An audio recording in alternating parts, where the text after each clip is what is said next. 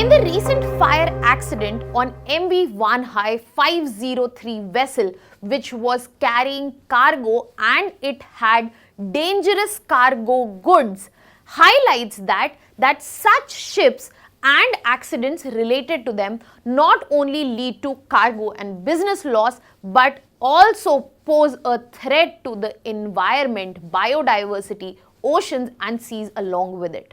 But the question is, who takes the responsibility if the ship sinks? Who takes the responsibility if such accidents occur? We will be understanding all of this in today's session. Hello everyone, welcome to Vajiram and Ravi's Simplified. My name is Shubhangi Singh and today we will be getting into the detail of understanding when such accidents occur or the ship sinks.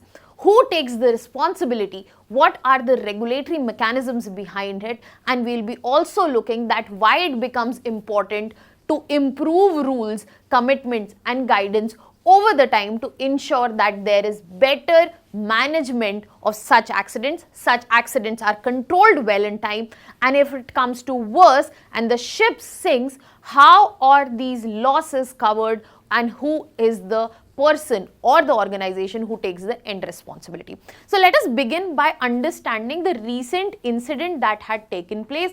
As I said, MV Wan Hai 503. It was a vessel which was carrying dangerous goods cargo and it caught fire near of the Kannur coast. Now when it caught fire, it was Indian Navy's prompt action and the recent air salvage operation that they have undertook to control the damage and contain the problems that could have arisen in terms of ecological and environmental hazard. But if we talk about this particular incident, we have to understand this particular vessel was carrying over 2,000 tons of fuels and 100 of containers which had dangerous goods. So if this ship sinks, then it is not only going to result in losses in terms of economic terms, but also it poses a big threat to the environment. Now, when we see this particular incident that has taken place, we also need to understand that it is important to continue the research and search for the hazardous containers wherever these are taking place. And in this scenario as well, the search is ongoing to understand what hazardous containers or chemicals or goods are on that particular vessel, so as to ensure that there are containments or there are measures to contain the ecological concerns that can be raised in coming time.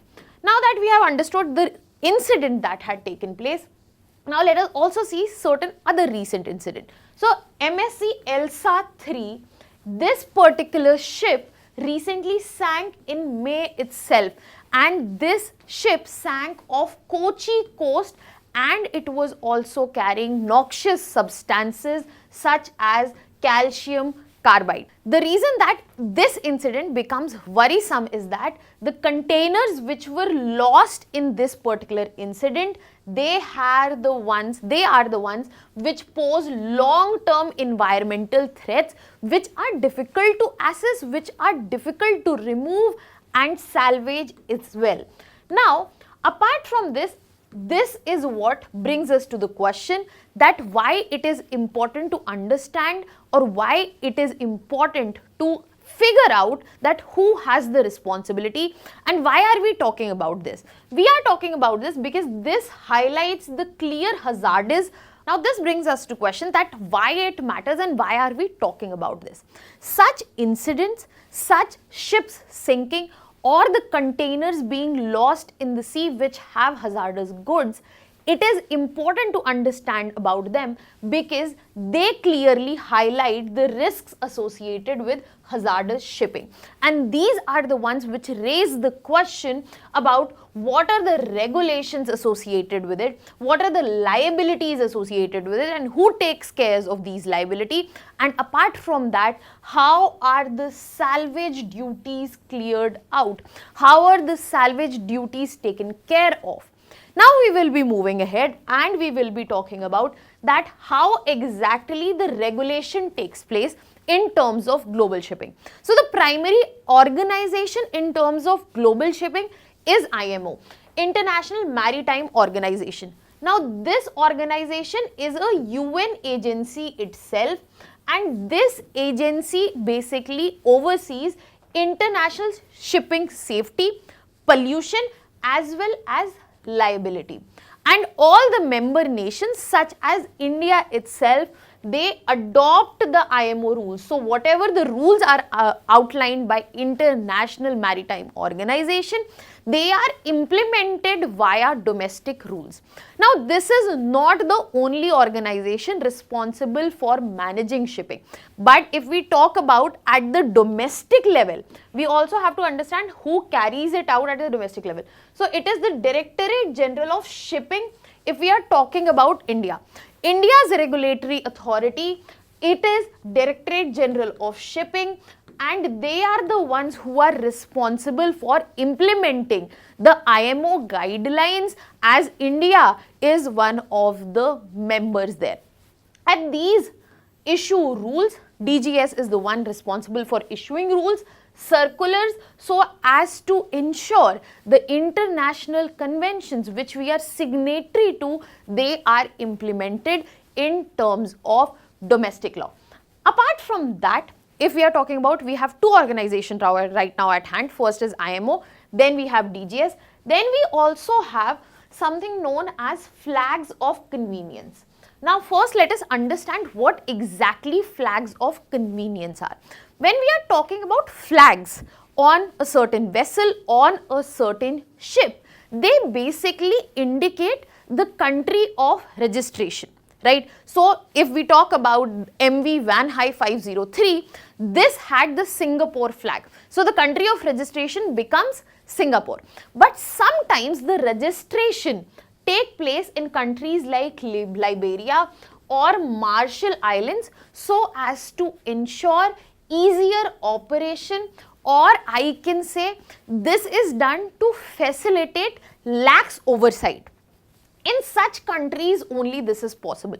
Now because of these flags, there is lax oversight, even though these countries have commitment to the Global Shipping Authority, that is IMO.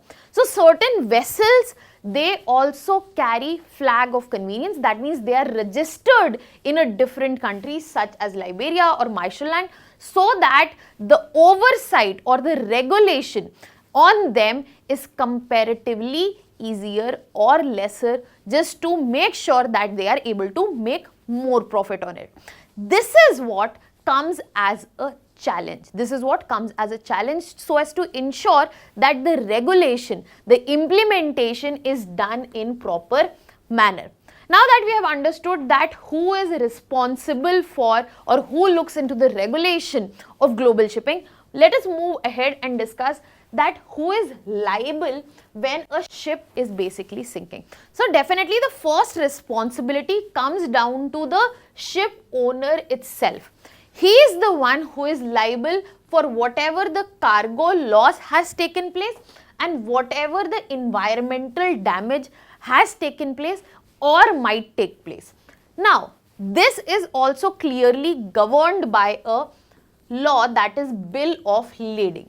Now, what is Bill of Lading? It simply is a legal contract, and it is between the shipper, the person, the ship owner, and the cargo owner. So basically the person who is sending his cargo using that ship. So if there is a cargo loss through Bill of Lading, that cargo loss is to be borne by the ship owner, and that is signed under the Bill of Lading, and it is between the ship owner and the cargo owner.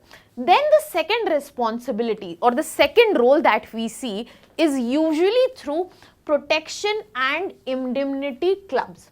P&I clubs also play an important role when it comes to the responsibility if a ship has sank. Now, there are insurance pools which covers multiple claims if the insurance has been taken. For example, as I discussed, cargo loss, environmental damage, and lives lost as well. But this protection and indemnity protects against liabilities only, but if there is any business loss that is not covered, it is taken up by a different insurance, that is business loss insurance. And this plays a very important role in the protection of the liability that lies on the ship owner itself.